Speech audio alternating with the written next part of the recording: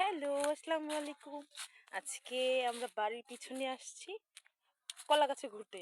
এখন কলা গাছে ঘুরতে আসার পরে কলা গাছের বাগানে ভুলে কলা গাছে ঘুরতে আসছি। কলা গাছে কি কেউ উঠতে পারে? আমি কথা ভুল বলে ফেলেছি। আসছি আমার ছোট বোনকে নিয়ে, চিটনিকে।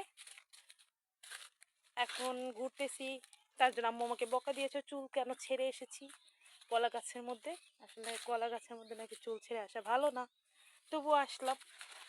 ভালোই লাগতেছে, অনেকদিন পর বাড়ির পিছনে আসলাম। এই দেখেন কলার বাগানটা ভালো করে। আশা করি ভালো লাগবে, কারণ আপনারা আমাকে জানি আমার ভিডিওগুলো দেখেন, কিন্তু লাইক কমেন্ট কেউ কিছু করেন না। আমি চাই আপনারা ভিডিওটা দেখার সাথে সাথে লাইক করবেন, কমেন্ট করবেন। এই দেখেন আমার ছোট বোনকে পিছন থেকে দেখালাম, আর সে এসে গেছে ক্যামেরার সামনে। এখনো তাকে কাটবো না, এটা আমি ইউটিউবে ছেড়ে দিব ভিডিওটা। সবাই ভালো থাকবেন, সুস্থ থাকবেন।